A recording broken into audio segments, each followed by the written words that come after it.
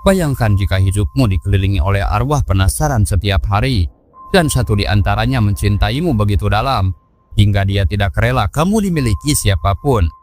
Inilah kisah nyata dari seorang perempuan indigo asal Babakan Ciparai, Kota Bandung. Namanya Ayu, usianya sekarang sudah 33 tahun. Tetapi sejak kecil dia sudah terbiasa hidup bersama dengan yang tak kasat mata. Ayu bisa melihat hal-hal yang kita semua anggap tidak ada. Ia bisa merasakan berbagai kejadian sebelum terjadi. Dia pun bisa menyembuhkan, tapi tidak bisa menyelamatkan dirinya sendiri. Karena sejak remaja ada satu makhluk yang terus bersamanya, bukan untuk melukai, tetapi untuk mencintai. Dan cinta itu berubah menjadi kutukan. Sampai hari ini pun Ayu belum menikah.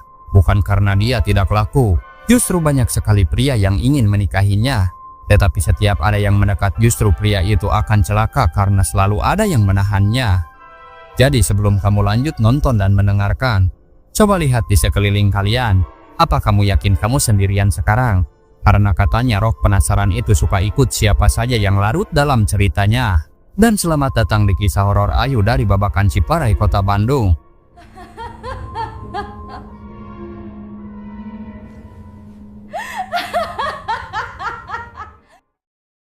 Di sebuah gang sempit di daerah Babakan Ciparai, Kota Bandung, tinggal seorang gadis muda bernama Ayu yang sekarang usianya 25 tahun.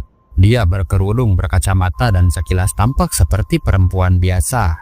Tetapi siapa sangka sejak kecil Ayu bisa melihat dan merasakan kehadiran makhluk halus. Dia adalah seorang indigo, bukan karena dia mau, tetapi karena sudah takdir. Sejak usia 7 tahun, Ayu sering bicara sendiri. Matanya kerap menerawang ke sudut-sudut kosong. Lalu tiba-tiba menangis atau tertawa tanpa alasan.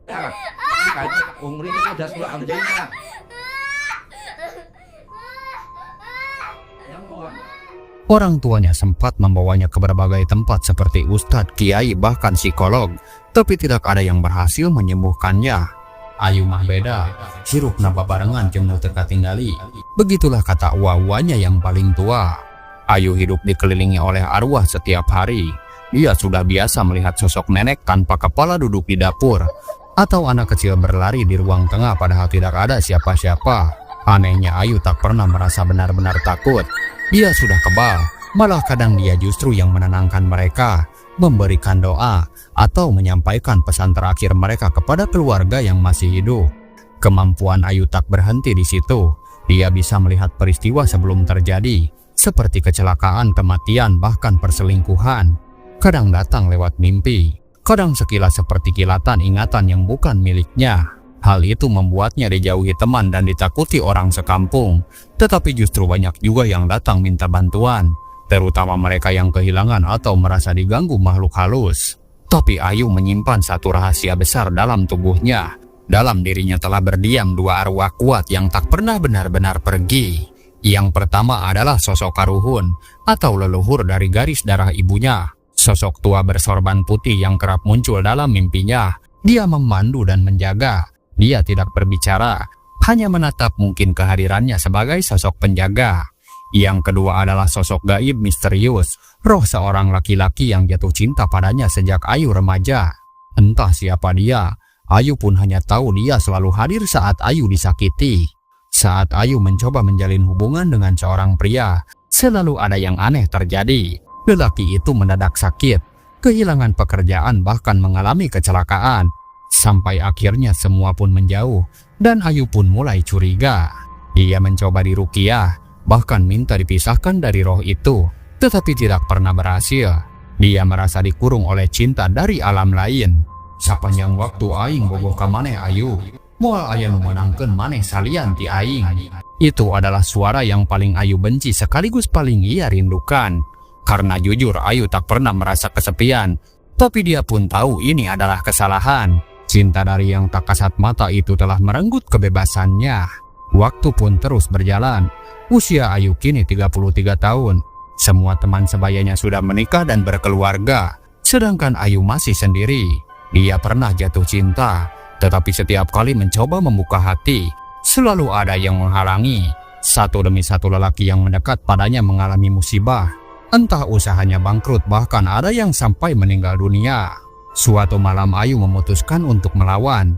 Dia menantang roh itu. Dia tidak ingin dikuasai cinta yang tak bisa disentuh. Di dalam kamarnya yang penuh aroma menyan dan ayat-ayat suci yang menempel di dinding, Ayu mencoba bermeditasi. Dia memanggil kedua roh itu. Dia memanggil kedua roh, yaitu Karuhun dan sosok misterius. Dan malam itu Ayu pun hilang kesadaran. Hingga di keesokan harinya warga menemukan dia tergeletak di depan rumah. Tubuhnya menghitam sebagian, matanya kosong, tetapi Ayu masih selamat. Sejak hari itu, Ayu tidak bisa lagi melihat hantu, tapi juga tidak bisa bicara. Dia hanya duduk di depan jendela rumahnya, memandangi jalanan yang sepi. Beberapa orang bilang jiwa Ayu telah terbagi dua, setengah dibawa Karuhun, setengah lagi ditahan kekasih tak kasat mata yang tak mau kehilangan. Beberapa bulan setelah malam ketika Ayu ditemukan tergeletak dengan mata kosong, dia pun perlahan pulih. Tetapi Ayu yang dulu, yang bisa melihat dan bicara dengan arwah seakan sudah mati. Dia tidak lagi bicara, tidak menangis dan tidak marah. Hanya diam seperti cangkang kosong yang berjalan dan makan karena rutinitas. Namun waktu menyembuhkan luka, dan setelah hampir setahun, Ayu pun mulai kembali bicara. Pelan-pelan dia mencoba menjalani hidup normal. Dia melamar pekerjaan, dan akhirnya diterima sebagai sales produk kecantikan di Bandung. Tapi semua itu hanyalah di permukaan, yang ternyata teror itu kembali. Bukan dari luar, tetapi kali ini dari dalam dirinya sendiri. Ayu mulai mengalami hal-hal aneh saat dia sedang menawarkan produk kepada konsumen. Tiba-tiba tubuhnya kaku, wajahnya berubah, dan dia bicara dengan suara laki-laki yang membuat calon pembeli ketakutan. Dan setelah sadar Ayu pun tak ingat apa-apa. Di malam hari, dia sering melihat bayangannya di cermin tersenyum sendiri. Berbeda dari ekspresi di wajah aslinya. Kadang dia merasa tubuhnya bergerak tanpa dia perintah. Dia bisa merasakan ada yang lain di dalam tubuhnya. Bukan hanya satu, tetapi dua roh yang saling tarik-menarik. Yang pertama Karuhun tadi yang masih menjaga, tetapi sekarang mulai melemah. Dan yang kedua, sosok misterius itu yang kini lebih kuat dari sebelumnya. Sekarang Ayu menjadi wadah, bukan hanya untuk roh, tapi untuk versi dirinya yang tertindas selama ini. Ayu sering marah, kesepian, dan penuh luka batin. Dalam beberapa kejadian, Ayu menyakiti dirinya sendiri, tetapi dalam pandangannya dia sedang menyembuhkan seseorang.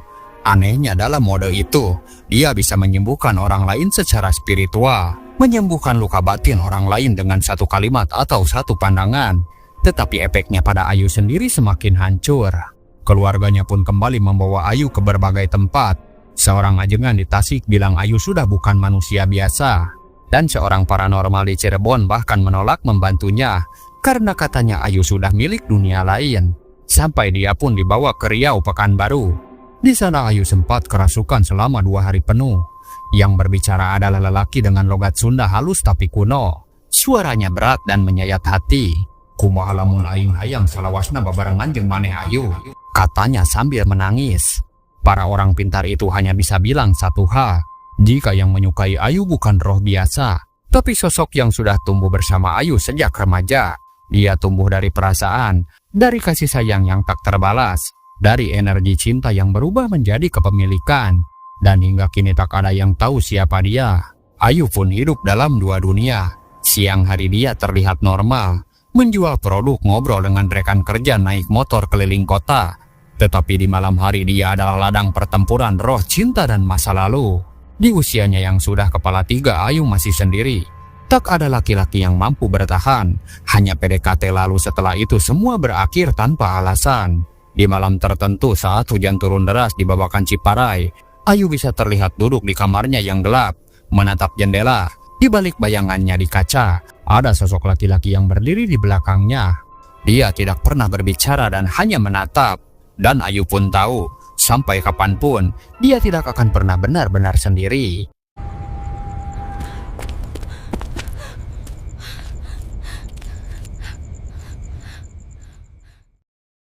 Setelah bertahun-tahun mencoba menerima takdirnya, Ayu pun kembali memutuskan untuk melawan.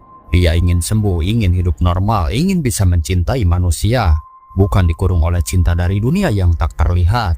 Atas saran seorang kerabat jauh, Ayu akhirnya dibawa ke seorang ulama karismatik di daerah Garut Selatan. Ulama ini dikenal mampu mengusir jin pengganggu hingga ke akar-akarnya. Tetapi sebelum Ayu tiba di sana, teror pun sudah dimulai. Malam sebelum berangkat ke Garut, lampu rumah Ayu padam sendiri, padahal rumah tetangga tetap terang. Jam dinding berhenti tepat pukul 12 malam, dan di luar kamar terdengar ketukan berulang-ulang di pintu depan. Tapi tak ada siapapun saat ayahnya membukanya. Ayu menggigil di kamarnya. Dari cermin dia melihat dirinya sendiri tersenyum licik. Saat malam makin larut, Ayu pun terbangun karena suara bisikan di telinganya. "Lamun maneh indit, aing dek nyokot hiji-hiji jelema nu aya di imah ieu. Kalau kamu pergi, aku akan mengambil satu persatu orang di rumah ini." Namun di pagi harinya perjalanan ke Garut tetap dilanjutkan. Tapi di tengah jalan ban mobil mereka pecah tiba-tiba, meski baru diganti seminggu yang lalu. Supir cadangan yang mengantar mereka tiba-tiba muntah dan pingsan. Bersamaan ibunya Ayu yang tertidur di mobil mimpi buruk melihat Ayu diseret ke dalam sumur tua oleh lelaki berjubah hitam. Sesampainya di rumah sang ulama, Ayu langsung merasa mual. Saat proses pengobatan dimulai, ruangan tempat ruqyah bergetar seperti gempa. Guci-guci pecah sendiri, dan asap hitam keluar dari tubuh Ayu, membentuk asap seorang pria tinggi besar. Wajahnya kabur tetapi menangis sambil tertawa. "Aing bogoh ka maneh, naha maneh hayang ninggalkeun aing? Aku mencintaimu, kenapa kamu ingin meninggalkanku?" Sang ulama pun terlempar ke belakang, sampai darah pun menetes dari hidungnya. Katanya ini bukan jin biasa, tetapi roh yang tumbuh dari cinta dan dendam. Sejak malam itu teror jadi semakin intens. Seorang rekan kerja Ayu tiba-tiba melihat bayangan pria duduk di belakang Ayu saat rapat, padahal kursi itu kosong. Pelanggan yang membeli produk dari Ayu mengaku mimpi berulang kali didatangi lelaki yang berkata dan mengancam, "Jangan mendekati Ayu jika kamu mau selamat." Bahkan saat Ayu sholat pun diganggu oleh makhluk tak kasat mata.